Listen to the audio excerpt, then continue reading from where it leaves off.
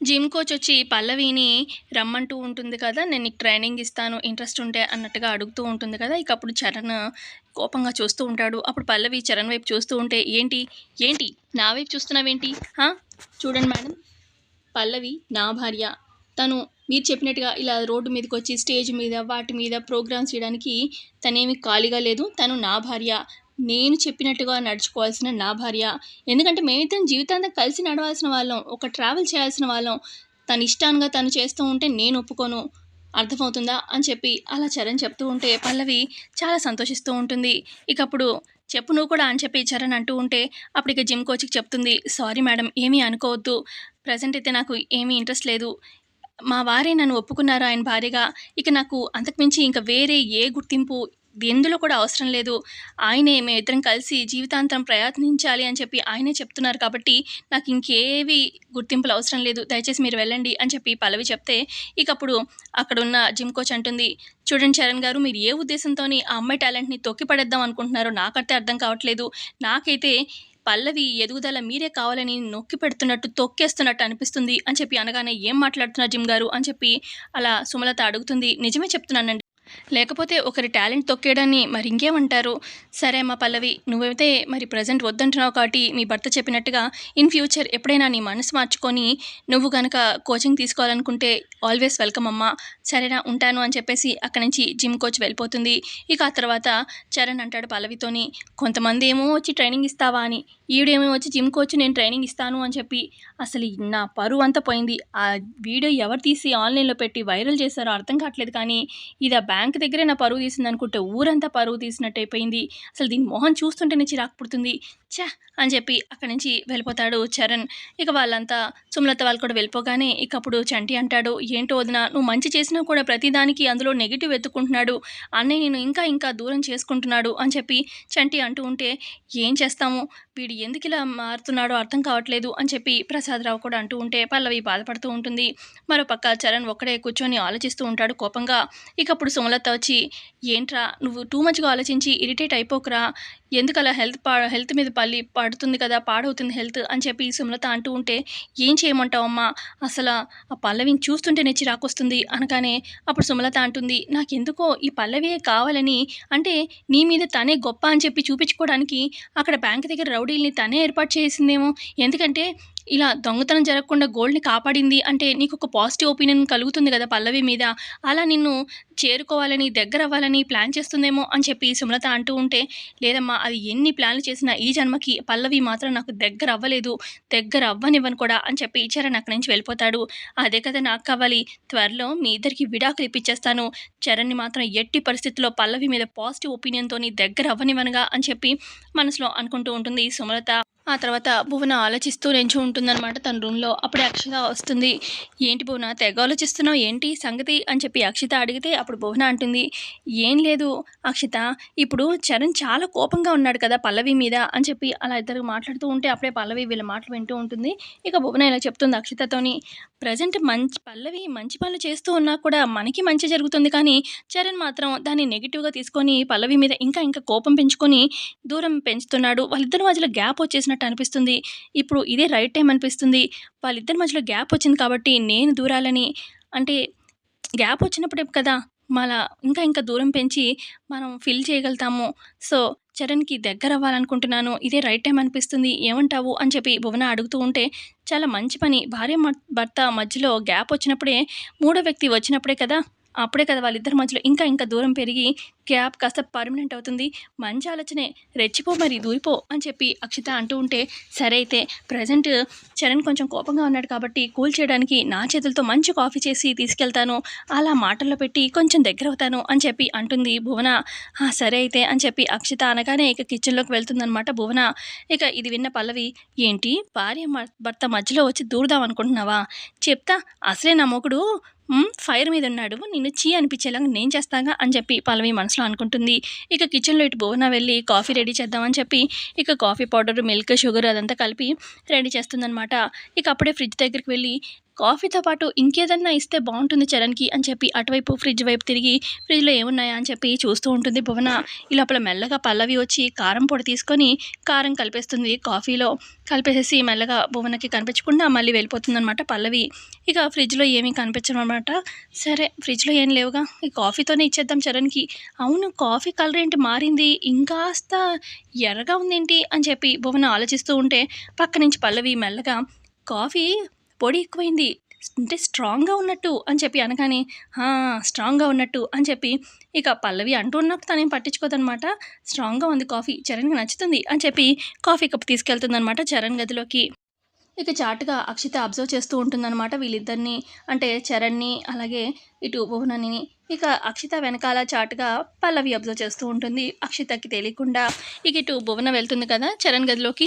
"ఏంటి చరణ్ పల్లవి చేసిన దానికి ఆలోచించి మైండ్ పాడు చేసుకుంటున్నావా?" అనగానే, "అసలు ఆ పల్లవి గురించి ఎత్తకు, దాని పేరే ఎత్తకు" అని చెప్పి చరణ్ అంటూ ఉంటే, "నాకు కూడా ఆ పల్లవి పేరు అస్సలు ఇష్టం ఉండదు. దాన్ని ఎత్తాలన్నా, దాన్ని తలుచుకోవాలన్నా ఇష్టం ఉండదు చరణ్. ఇదిగో నీకోసం కాఫీ తీసుకొచ్చాను తీసుకో" అనగానే, "నేనేమీ అడగలేదే" అని చెప్పి చరణ్ అంటాడు. "అడగలేదులే, కానీ అడిగితే ఇచ్చేవాళ్ళు పనివాళ్ళు, అడగకుండా తెచ్చేవాళ్ళు అభిమానించేవాళ్ళు. నేను అభిమానంతో తీసుకొచ్చాను. నా మీద ఇష్టం ఉంటే ఖచ్చితంగా తాగాల్సిందే ప్లీజ్ చరణ్" అని చెప్పి భువన అలా బతిమాలుతూ ఉంటే, "సరే ఇవ్వు" అని చెప్పి ఇక తీసుకుంటాడనమాట కాఫీ కప్‌ని. ఇలా టేస్ట్ చేయగానే ఛీ ఛీ తు తు తు అని చెప్పి ఊసేస్తాడు. "అసలు ఇది కాఫీయేనా? కాఫీలో ఏం కలుపుతారో అసలు తెలుసా నీకు? ఆ! కారం ఎవరైనా కలుపుతారా?" అని చెప్పి అనగానే, "కారం ఏంటి? నేను కాఫీ పొడే కలిపాను. స్ట్రాంగ్‌గా ఉంది. నీకలా అనిపిస్తుందేమో" అని చెప్పి అంటుందనమాట భువన. "నీకు ఏం చెప్పాలి? ఉండు ఇదిగో" అని చెప్పి సాసర్‌లో కొంచెం కాఫీ పోసి ఇస్తాడనమాట. "తాగి టేస్ట్ చూడు" అని చెప్పి భువనకి. భువన కూడా తాగి ఊసేస్తుంది. "కారమే ఇది" అని చెప్పి అంటుంది భువన. "మరదే మరి. అయినా నువ్వు ఇంటికి గెస్ట్‌గా వచ్చావు. ఓవర్ యాక్షన్ తగ్గించుకో. నీ పని నువ్వు చేసుకో. నేనేం నిన్ను కాఫీ అడగలేదు కదా! పోయి అసలు ఇక్కడి నుంచి పో" అని చెప్పి గట్టిగా చరణ్ అరవడంతోని ఇక భువన ఏం చేయలేక కాఫీ కప్ తీసుకొని బయటకొచ్చేస్తుంది. ఇక పల్లవి నవ్వుకుంటూ ఉంటుందనమాట. ఆ తర్వాత ఇక చరణ్ ఏమో అసలే చిరాకుగా ఉంటే ఈ భువన ఒకతి అంత నోరంతా పాడు చేసేసింది అని చెప్పి అనుకుంటూ ఉంటాడు. మరోపక్క భువన తల పట్టుకొని కూర్చుంటుంది. ఏంటి ఇలా జరిగిందని చెప్పి అప్పుడు భువన దగ్గరికి అక్షిత వచ్చి, "అసలు కాఫీ కలపడం కూడా రాదా నీకు? కారం కలిపేదేంటి భువన" అని చెప్పి అంటుంది అక్షిత. "ఏంటి నాకు మరీ కాఫీ కలపడం కూడా రాదనుకుంటున్నావా? నేను కాఫీ పౌడరే కలిపాను. కారం ఎలా వచ్చిందో అర్థం కావట్లేదు" అని చెప్పి ఇద్దరు అలా మాట్లాడుకుంటూ ఉంటే, "నేనే కలిపాను" అని చెప్పి పల్లవి వస్తుంది. "నువ్వు కలిపావా? ఎందుకు?" అని చెప్పి అడుగుతూ ఉంటది భువన. "మరి నా మొగుడికి నువ్వు కాఫీ ఇచ్చేదేంటే?" అని చెప్పి అనగానే, "ఆ! ఇస్తాను" అని అంటుంది భువన. "మరందుకే నేను కూడా కారం కలిపాను. నా ఇష్టం" అని చెప్పి అంటుంది పల్లవి. "లేకపోతే మొగుడు పెళ్ళాల మధ్యలో గ్యాప్ వచ్చింది కదా అని దూరేద్దాం అనుకుంటున్నావా? కళ్ళు పీకి చేతిలో పెడతాను. ఇద్దరు నా సంగతి తెలుసు కదా మీకు. పిచ్చి వేషాలు వేశారనుకో ఒకరికొకరు పిచ్చి ఐడియాలు ఇచ్చుకొని నీ తలకాయ దాని చేతిలో పెడతాను, దాని తలకాయ నీ చేతిలో పెడతాను" అని చెప్పి అలా వార్నింగ్ ఇస్తూ ఉంటుంది. ఏం జరిగింది అనుకుంటూ సుమలత అక్కడికొస్తుంది. "చూడండి ఆంటీ చరణ్‌కి కాఫీ ఇస్తే నేను నాకు తెలియకుండా కాఫీ కప్‌లో కారం కలిపేసింది పల్లవి" అని చెప్పి అంటుంది భువన. "ఏంటే నువ్వు" అని చెప్పి సుమలత అరుస్తూ ఉంటే అప్పుడు పల్లవి, "ఏంటత్తయ్య గారు మీరు? అసలు నా మొగుడికి అది కాఫీ ఇచ్చేదేంటి అని చెప్పి దాన్ని అడగాల్సింది పోయి నన్నంటారేంటి? ఆ!" అని చెప్పి అంటుంది పల్లవి. "అయినా తప్పే ఉంది" అని చెప్పి సుమలత అడుగుతూ ఉంటుంది. "నా కొడుక్కి నువ్వంటే ఇష్టం లేదు. ఎప్పటికైనా నువ్వు దూరం అవ్వాల్సిందే. అయినా నా మొగుడు, నా మొగుడు అంటావేంటే? ఆ!" అనగానే, "నా మొగుడు, నా మొగుడు కాక" అని చెప్పి పల్లవి అంటూ ఉంటే, "నీ మొగుడు అంటున్నావు కానీ నీ మొగుడికి నీ మీద ఇంత కూడా ప్రేమ లేదు. ఖచ్చితంగా మీ ఇద్దరికి డివోర్స్ ఇప్పిస్తాను. నేను బ్రతికుండగా అది జరగదు మీ ఇద్దరు కలిసి ఉండడం" అని చెప్పి సుమలత పల్లవితో అంటూ ఉంటే అప్పుడు పల్లవి, "అంటే ఏంటత్తయ్య గారు మీరు హింట్ ఇస్తున్నారు? మీరు పైకెళ్ళిపోతారా ఏంటి?" అని చెప్పి పల్లవి అంటూ ఉంటే, "ఏంటే నువ్వు అత్తయ్య గారిని చంపేస్తావా?" అని చెప్పి అంటుంది అక్షిత. "హా! అత్తయ్య గారిని నేను చంపడం కాదు. అసలు అత్తయ్య గారి మైండ్ అంతా పొల్యూట్ చేస్తుంది. ఇదిగో మీ ఇద్దరే దరిద్రపు మొహాలు. మీ ఇద్దరు ఏమైనా చేస్తే మీ ఇద్దరిని చేయాలి" అని చెప్పి పల్లవి అక్కడి నుంచి వెళ్ళిపోతుంది. ఆ తర్వాత చరణ్ తన రూమ్‌లో మాట్లాడుతూ ఉంటాడు. ఫ్రెండ్‌తోని ఫోన్‌లో మాట్లాడుతూ ఉంటాడు. "ఏంట్రా హెల్ప్ చేసేది? దాని హెల్ప్ నాకు అవసరం లేదు.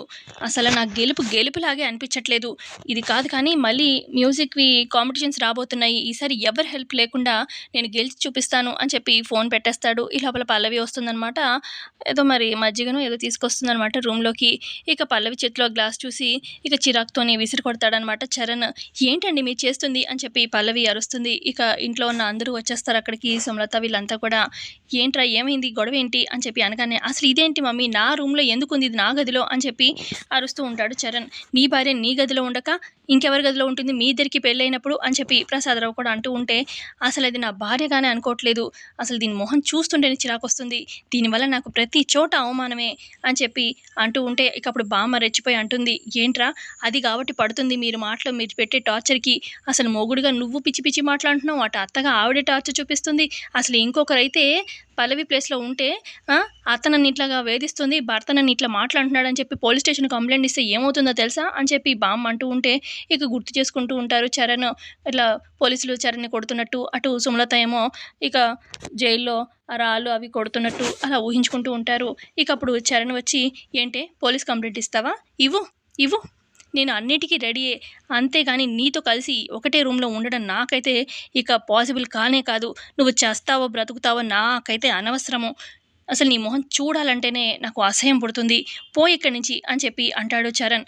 ఇప్పుడు ఏంటి నా మొహం చూడకూడదు అంతే కదా, ఈ మాత్రానికే ఉంది, సరే అని చెప్పి పల్లవి అక్కడి నుంచి వెళ్ళిపోతుంది. పల్లవి వెళ్ళగానే ఏంటి అసలు ఏం నిర్ణయం తీసుకుంటుంది అన్నట్టుగా షాకింగ్గా చూస్తూ ఉంటుంది బామ్మ. ఆ తర్వాత ఇక సుమలత, అక్షిత, భువన ఒక దగ్గర నుంచి మాట్లాడుకుంటూ ఉంటారు. భువన అంటుంది, అంటే పల్లవి వెళ్ళిపోతుందేమో అంటే ఇంట్లో నుంచి, మొహం చూపించను అంది కదా, ఇంట్లో ఇంకో ప్లేస్లో ఆ గదిలో ఉండకపోయినా వేరే ప్లేస్లో వేరే రూమ్లో ఉన్నా ఎప్పటికైనా ఇంట్లో ఎదురు పడతారు కాబట్టి మొహం చూపిస్తాం కదా, సో ఖచ్చితంగా వెళ్ళిపోతుందేమో ఇంట్లో నుంచి అనిపిస్తుంది అని చెప్పి అంటూ ఉంటుంది భువన.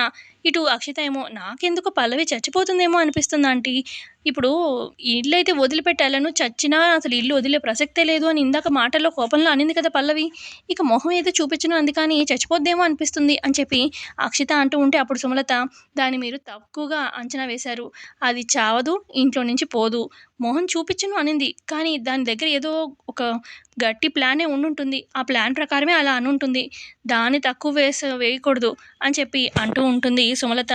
ఏంటో ఆంటీ ఈ పల్లవి చస్తే బాగుండు అని చెప్పి భువన అంటూ ఉంటే, మంచి ఐడియానే ఇచ్చావు, నువ్వు అన్న ప్రకారమే ఈ రాత్రికే ఆ పల్లవిని చంపి పడేద్దాము అని చెప్పి సుమలత అంటూ ఉంటుంది, ఫిక్స్ అయిపోండి అన్నట్టుగా. ఇటు పక్క గుండమ్మని చూపిస్తారు. గుండమ్మ అలాగే ఆదిత్య పడుకుని ఉంటారు నైట్ టైము. గుండమ్మకి ఇక పల్లవి ఎవరో గొంతు నొక్కేసి పల్లవిని చంపేస్తున్నట్టుగా కాలొస్తుందనమాట.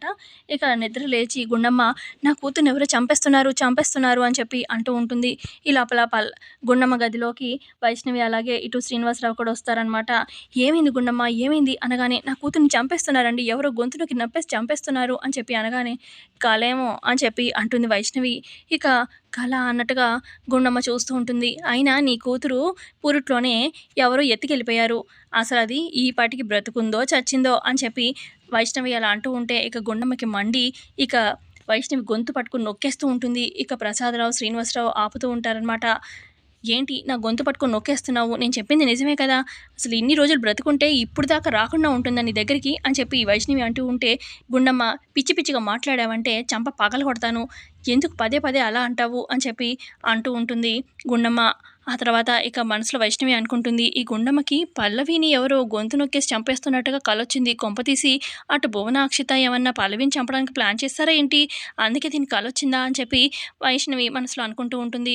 ఇటు గుండమ్మ అంటుంది అక్కడున్న ఆదిత్యతోని, ఏమండి ఇప్పటిదాకా మనం మన కూతురు కోసం చాలా రకాలుగా ప్రయత్నించాము, కానీ ప్రతిసారి నాకు పల్లవిని చూసినప్పుడల్లా తనే నా కూతురు అన్న ఇది నా మనసు ఎందుకో చెప్తూ ఉంటుంది గట్టిగా, మీరు కూడా మీ ఫ్రెండ్ పోలీసు అన్నయ్యతోని ట్రై చేయించారు, మన కూతురు గురించి తెలిసినట్టుగా తెలుస్తుంది, చివరికి వచ్చేసరికి తెలియకుండా పోతుంది, కానీ ఈసారి ఇంకొకసారి ట్రై చేద్దామండి, ఈసారి నిజం తెలుస్తుంది అనిపిస్తుంది, మన కూతురు ఎవరనేది తెలుస్తుంది అనిపిస్తుంది అని చెప్పి గుండమ్మ అంటూ ఉంటే, అప్పుడు శ్రీనివాసరావు, నీ మంచి మనసుకి మంచి జరుగుతుందమ్మా, నీ కూతురు నీ ముందుకు వస్తుందమ్మా అని చెప్పి ఆ దేవుడు నీకు అన్యాయం చేయడు అని చెప్పి శ్రీనివాసరావు చెప్తూ ఉంటారు. సో ఇంతే అండి ఇవాళ ఎపిసోడ్ జరిగింది. ఎపిసోడ్ నచ్చితే ఖచ్చితంగా లైక్ చేయండి. Thanks for watching.